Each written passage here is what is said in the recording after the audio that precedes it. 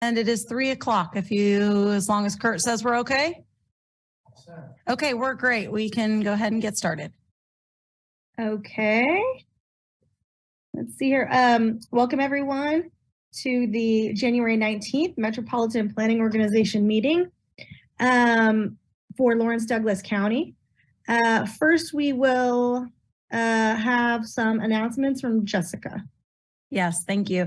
Good afternoon. A few housekeeping items for this hybrid meeting. It is being recorded and broadcast on the city's YouTube channel. Please remember to mute yourself during the meeting when you're not speaking. The chat function of this meeting is disabled and all chats go to me as the host.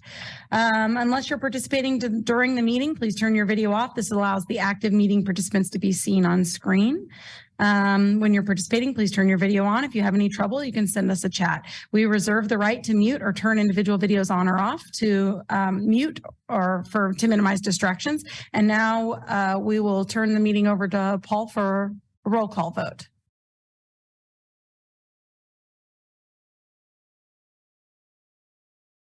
Sorry, Jessica, you got me unprepared. Just one sec. That's okay.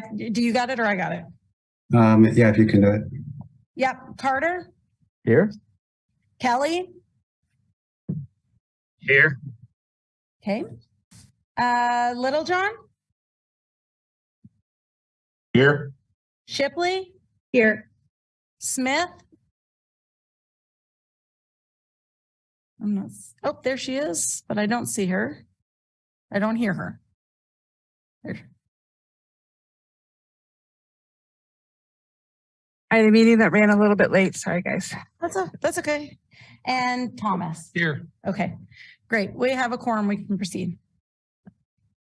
All right. I know you just did our roll, but we do have at least one new commissioner. So I wonder if we could just do quick introductions so that we know each other. You want to call us in our order there, Jessica? Sure. I'd be happy to. So just maybe your name, but also the position you represent on the MPO Policy Board would be helpful. And Carter. Certainly, I'm David Carter. I am city appointee for Lawrence Douglas County Metropolitan Planning Commission. Okay, Kelly. Hi, I'm Patrick Kelly. I am the Douglas County Commission, and I am driving in my car. I'm almost at my office, so I will switch over here in just a second. All right. Littlejohn. Yeah, Bart Littlejohn, City Commission, new. Hello, everybody. Hello. Hey, Bart. Welcome. Shipley. Courtney Shipley, Lawrence City Commission appointee also. Okay. Smith. Allison Smith with KDOT Planning. I'm taking over for Matt Messina, but I am not new to working with this MPO. So. Right. Thomas. I'm Charlie Thomas. I'm on the Douglas County Planning Commission as well. And we have one vacant position, which is the Baldwin City position, it is Baldwin City's year in the rotating seats, and they have not appointed a member to this committee. So it is currently vacant.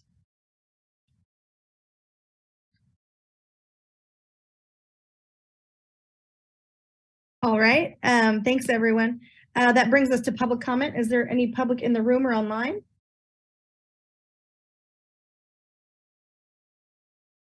There is no one who has indicated online that they have comments, and there's no public in the room.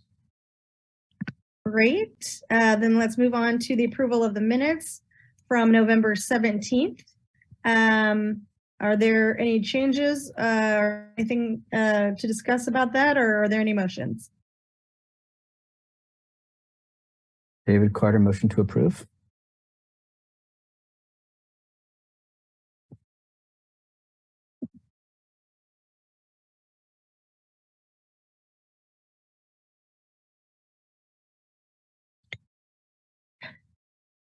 I wasn't there, otherwise I would second it. Okay. Well, I was there and I will second it then. All right. Still have a first and second. Go ahead, Jessica. Okay, roll call vote. Carter? Yes. Kelly?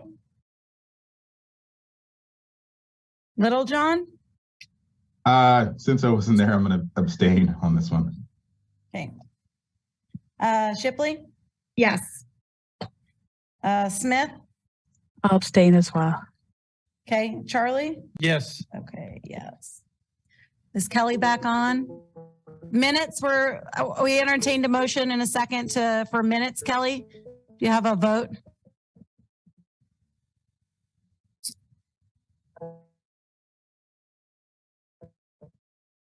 It seems to be having connection problems Yeah. or audio problems.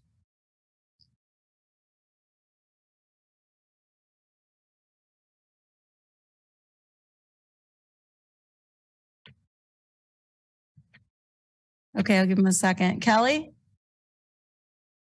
Not, we can consider his abstention also in the motion. Can you hear me? Yes. Yeah. you. Abstain. All that for abstaining. Yes. Okay, you're going to abstain also. So with 3 abstentions, we still have 3 in favor, and the motion carries 3-0.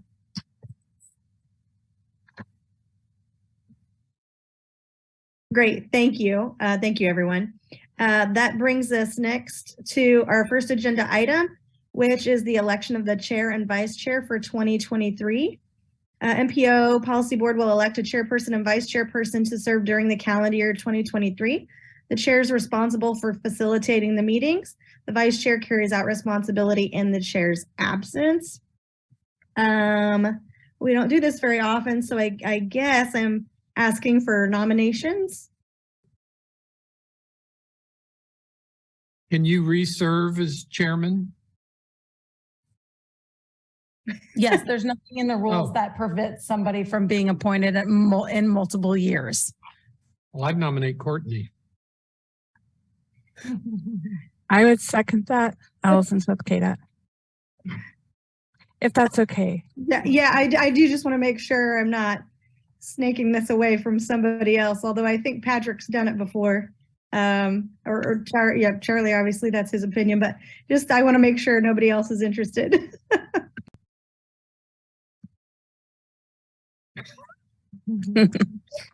All right, Jessica, I have a first and a second. Okay. For chair, Carter? Yes.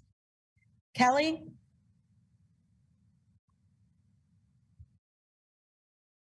We'll come back. Littlejohn? Yes. Oh, there we go. Yes. Littlejohn?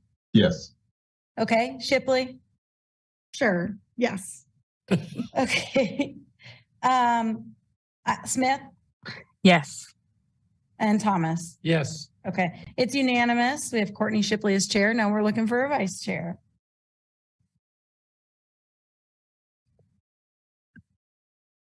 I would nominate Patrick Kelly.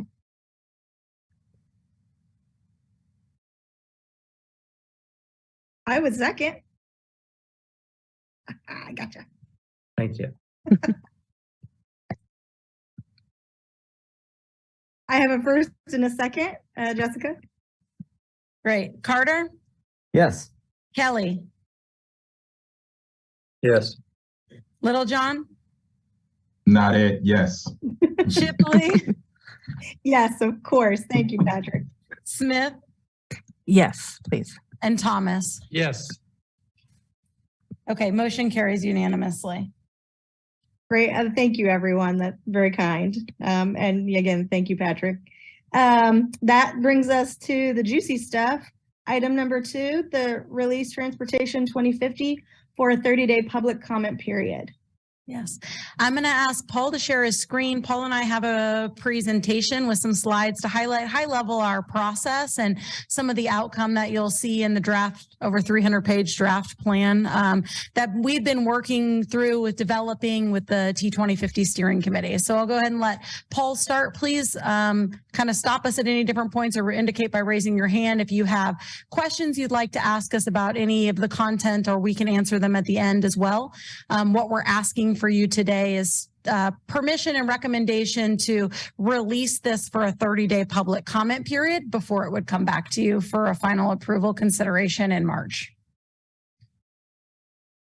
All right, thanks, Jessica. So what is Transportation 2050?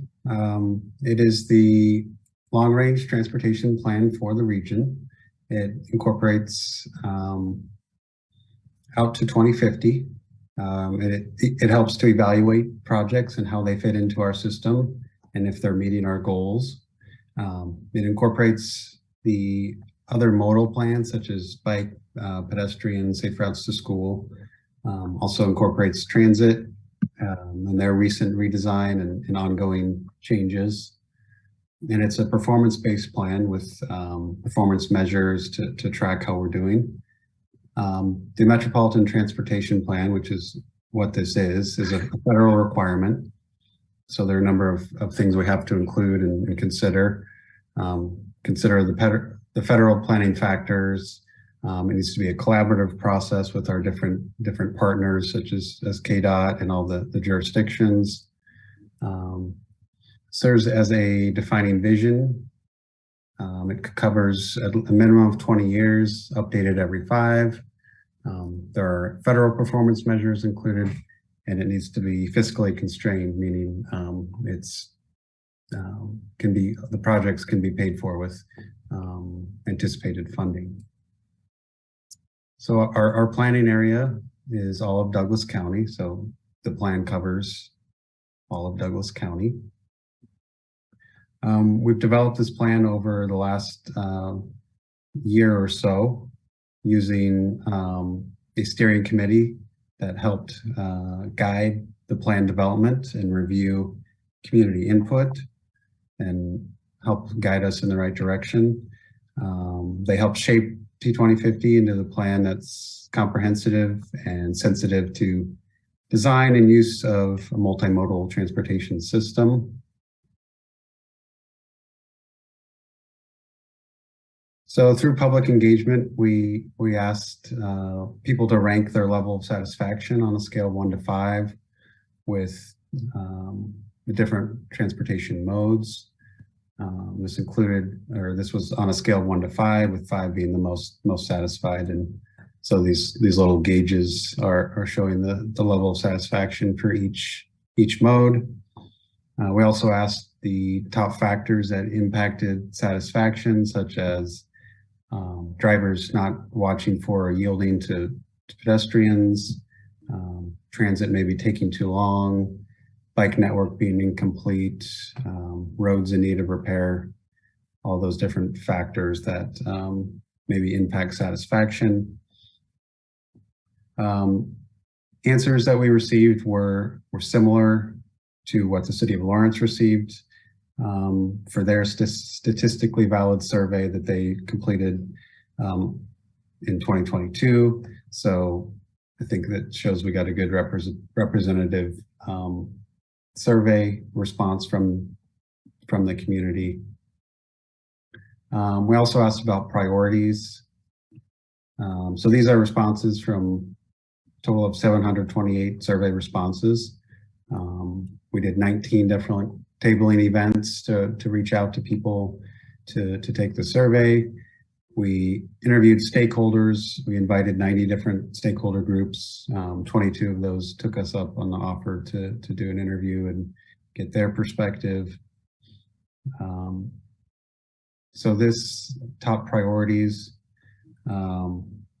help, these different priorities help inform our investment decisions and kind of layout of the plan. So, we see safety as the #1 priority. That's reflected in the plan recommends a Vision 0 safety action plan to systematically look at improving safety. Affordable and accessible transportation is reflected in our category of transportation options in terms of just providing different options for different people's needs.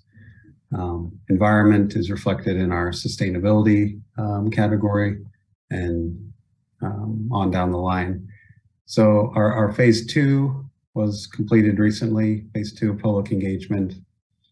This was a lot shorter period of time and a lot smaller response rate, which is as expected, given kind of where we are in the process and the kind of level of commitment for people to read through pages of goals and policies and different strategies. So we did conduct those with open houses, virtual and in person. So we have 5 different goal areas in the plan that help form a vision for the plan. There's specific goals, specific objectives and strategies that go along with each goal. So the first goal here is transportation options, which is about providing a variety of options that are safe, accessible, convenient, healthy, and affordable.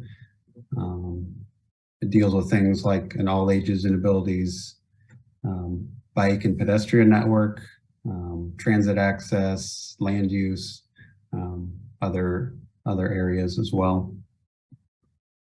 Shared prosperity, and this has to do with a transportation system that supports prosperity for all by connecting people to places in an equitable, reliable, affordable, and efficient manner.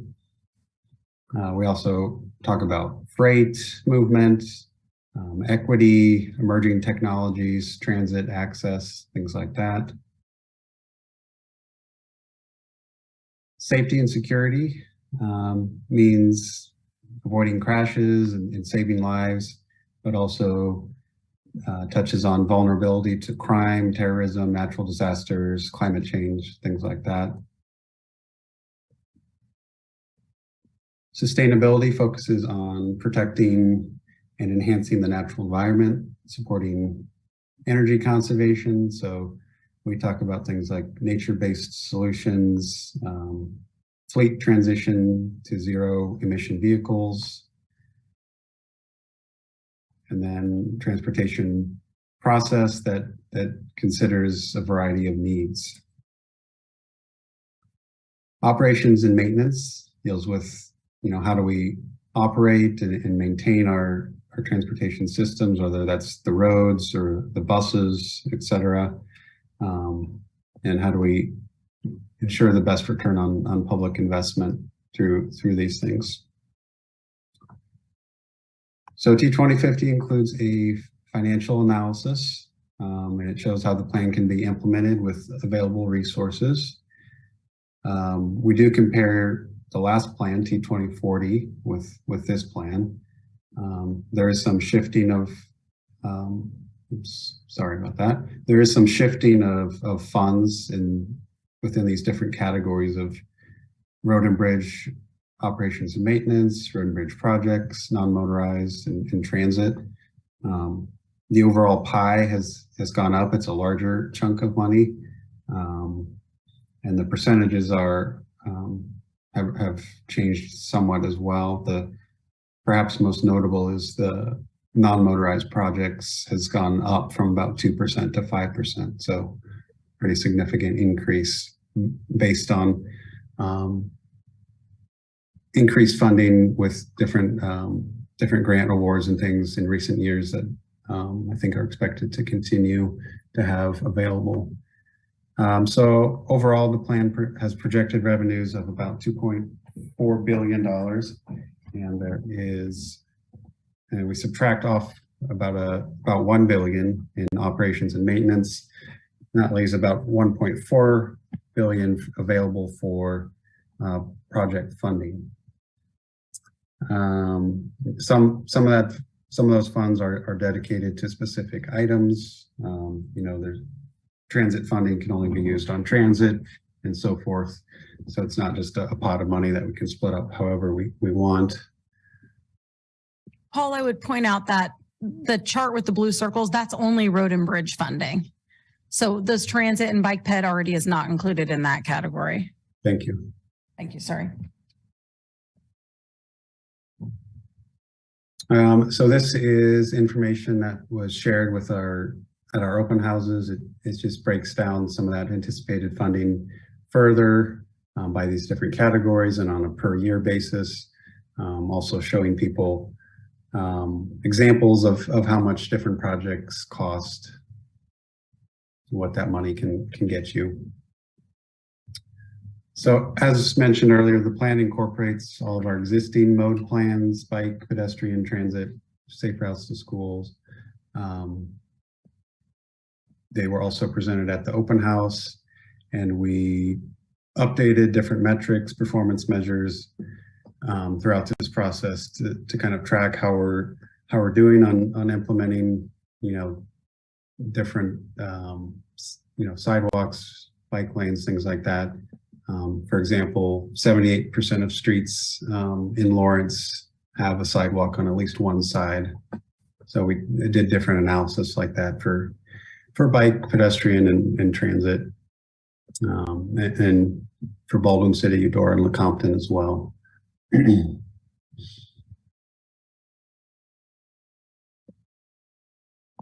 And for transit, current routes are shown here, and there's some analysis of ridership, and 67% of residents in Lawrence are within a quarter mile of a bus stop. Okay. So major thoroughfares, I'll hand it over to Jessica to take over. Okay. One of the main components that we work through as we develop Transportation 2050 is the coordination we do with Lawrence Douglas County Planning Office in terms of land use planning. And through the process of working with the City of Lawrence and Douglas County and our other cities in the region, we develop a major thoroughfares map that serves as the Lawrence Douglas County tool to balance land access and through movement of traffic for the laying out of future street networks. And during the public process, we note what's proposed changes. This is the recommended based on that process. It really adds a street network into this western area of K10 and makes moves some things that were built since the last update of this plan, but it lays out the network of what we're looking at, and it's important and a critical piece of our travel demand model, which is also heavily tied to land use, and it's our analysis tool that we use in the plan development process to understand how decisions about land use in terms of location, typically, of residential or commercial, industrial property types impact development. And so we use this roadway network to lay out our traffic to assess impacts to the network in terms of volume, overcapacity as the region grows. Paul, if you'll next slide for me. So when we go through this process, we had a travel demand modeling consultant that we worked with. We assess all of the base year, 2019 pre-COVID base year for employment and population. And then we consult Plan 2040 and staff in the planning and development office. We in Lawrence and Douglas County and Eudora, we consult their cities and work with our partners on the staff team to identify known development proposals, development patterns, conversations about annexation, and Panasonic was announced during this plan development process and impacted some of the anticipated assumption in population change. Preliminary or primarily around Eudora, and you can see that reflected to the southern portion of Eudora. What you're seeing on the left is the retail, the employment change reflected by type. So typically retail, non-retail, but there's some additional categories, and those each have trip generation rates associated with them. And then population assumptions about where population is going to go. And this is scenario A. It assumes our current development patterns continue under Plan 2040. We then took the opportunity to explore in a scenario B, which you can see here, a little bit of a different approach, which put more of what had originally been proposed on the western edge of Lawrence on the other side of K10 as development to an extent within the current city limits of Lawrence. So it entertains some of the notion of what's being discussed on a high level during the land development code update process by shifting to more infill and higher density development. And it allowed us to look at the scenarios of volume over capacity. So looking at level of service and congestion on the roadways. And that's kind of what you can see here. So, well, first off, so well, the next slide is that this shows on the left side your base year traffic flow. So the model validated to current conditions. And then if we do nothing, but we add all of the population we've projected in scenario A, here's what you can see. K10 turns red, and there's some internal sections that the green or yellow grows primarily on the arterial network, but across the grid. And you can see that kind of reflected in the E to F categories.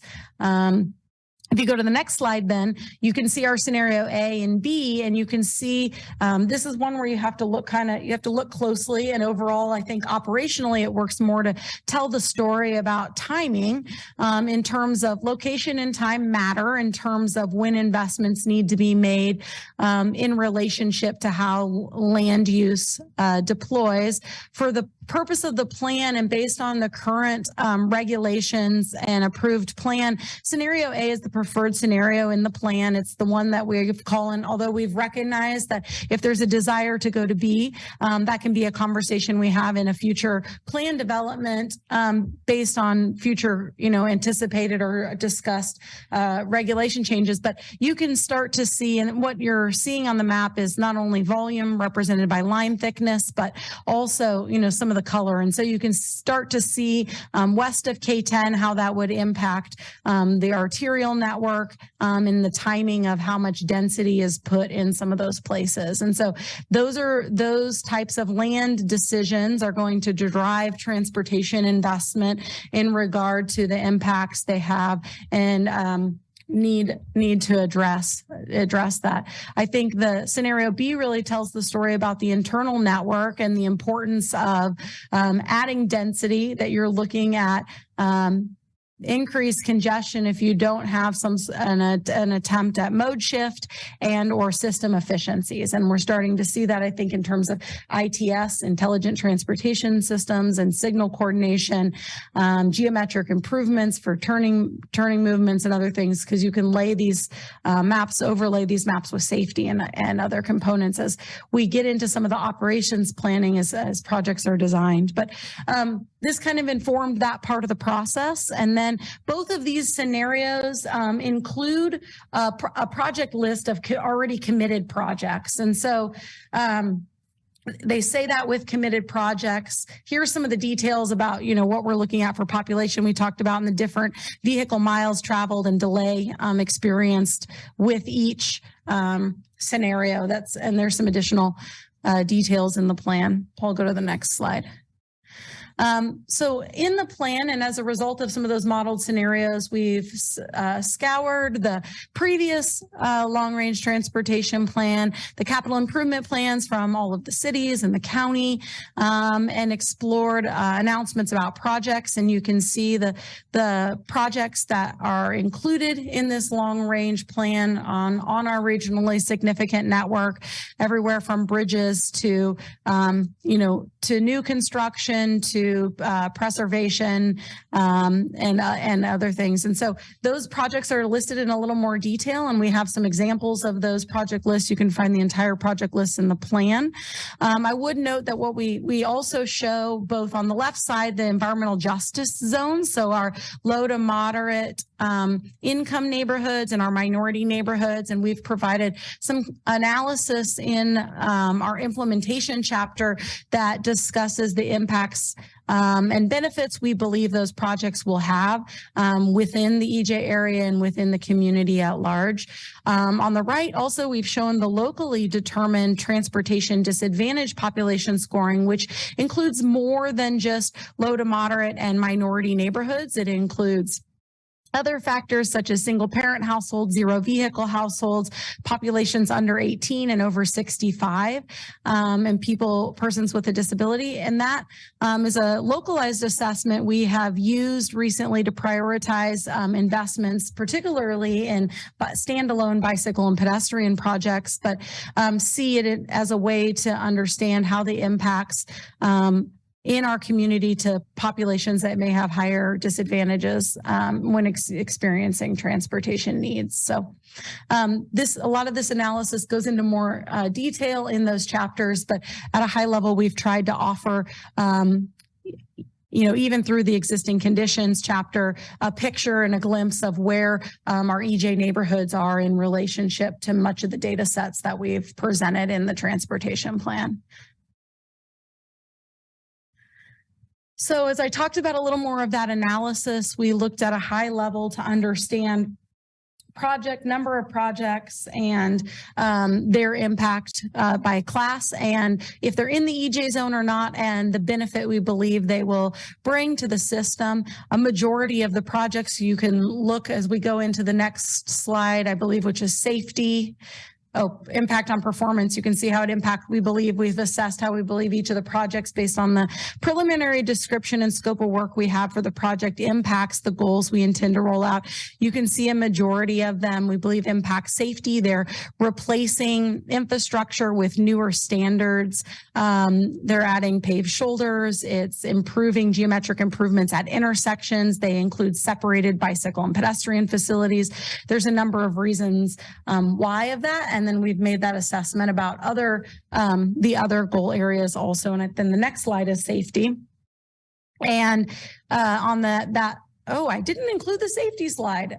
There is a slide. There is a one that talks about the safety improvements also. I'm sorry. We also have in the plan, though, besides our analysis of projects and those proposed projects throughout our region at this point that we've committed to, there's an illustrative project list. And this project list represents projects that don't have a financial commitment of projects and are not laid out in the out years, but are that have been projects that are either unfunded at this point or in from previous plans or are still on a consideration list that are basically not fiscally constrained. They possibly could be, but they're not laid out in that way in terms of investments. And so they remain on this list.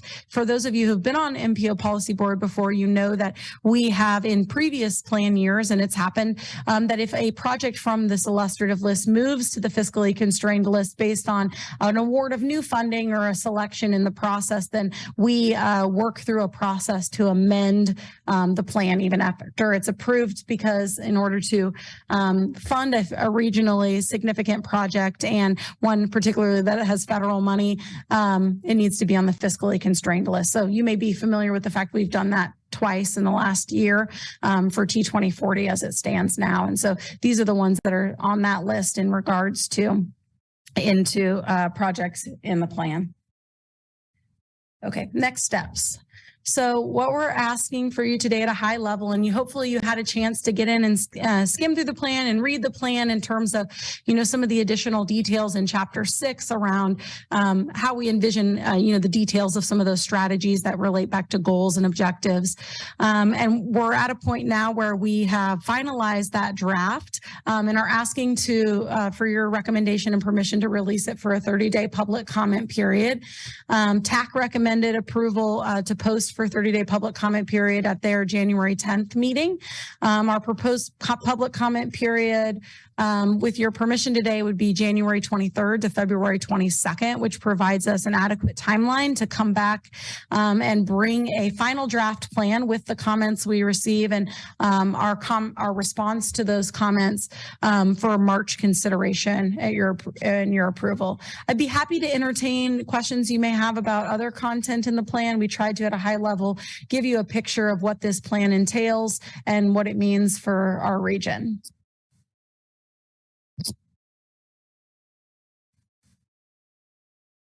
Jessica, I have a question, if I may.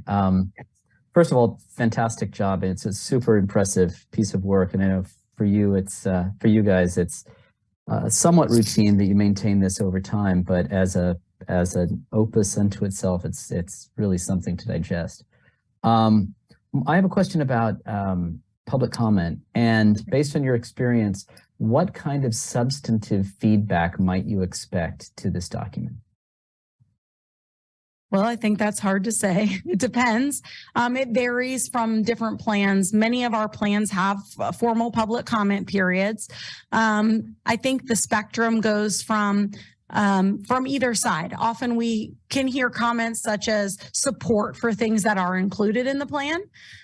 We can hear from the public about things maybe specific or general things they feel like may not go far enough or may go too far and or missing. And so some people some of our comments are very specific to a certain page number, to a certain sentence, right? And so we would address kind of at a high level for anything that we get in public response during a public comment period. We read it, we evaluate it in the context of what it's received, and we try to address it at a high level. Either we believe it's already incorporated in the plan, right? We've made a change based on it, which happens, or comment received. It may just be something that's a sentiment that, we received a lot of diverse comment from the community, from over 700 people, and not everyone is going to be on the same page about what their vision for the region is. And it's our job, I think, as planners to reflect where we are in terms of existing conditions and understand the sentiment and direction in the community for expectations. But we also have an obligation to look at that data in relationship to thinking about EJ or transportation disadvantage and call for things that represent maybe vulnerable populations or communities that aren't always represented in that transportation planning process. And so it's not a science or an art. It's probably a merging of both in terms of the process. There are a few frequent flyers, I guess we would say, that I've probably heard from on every time we've developed a plan. And then sometimes there's new ones. We may find people in the process that weren't even aware that we went through this entire process, and this is the first time they're seeing that we've done this, that they've seen anything related to the work that we do as an MPO or that we've done in the region. And so people come at it from different perspectives, and whatever perspective they come at it with, we try to meet them at that level and at least address the sentiment and the reflection of what advice or feedback they've given us at that point in the process. Very good. Thank you.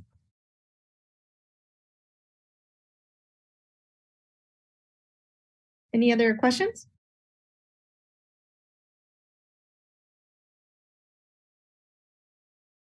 Okay, is there any public comment?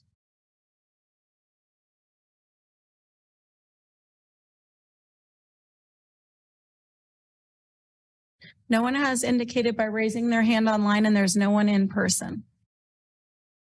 All right, thank you. Let's go ahead and make sure there's no discussion or further questions.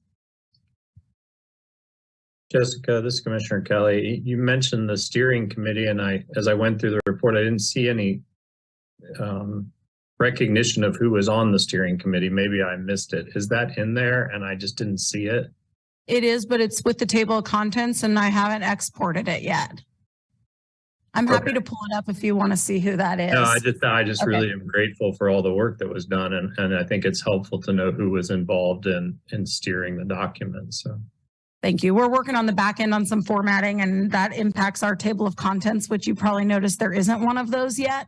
And so my goal would be to finish that to be able to post it, and we'll try to do that to include the other thing too, because it's part of that intro section before any of the chapters start. Thank you.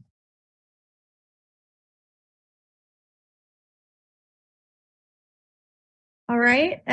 Again, thank you. And you need us just to approve the release of this for 30 days.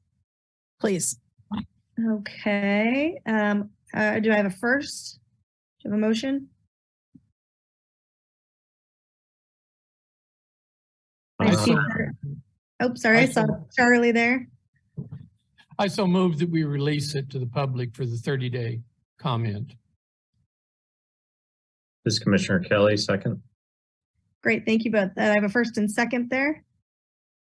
Okay, roll call vote. Carter? Yes. Kelly? Yes. Littlejohn? Yes. Shipley? Yes. Smith? Yes. Thomas? Yes. Motion carries unanimously. Great, thank you, everyone. Hopefully we'll hear some feedback on that. That brings us to quick updates. Do you have anything, Jessica? I have nothing. This has been all of our time. I can imagine. Any other business? Paul could give us an update. Charlie, I think you're just referring to my my newborn at home. Everyone's Yeah. healthy and happy, so happy about that.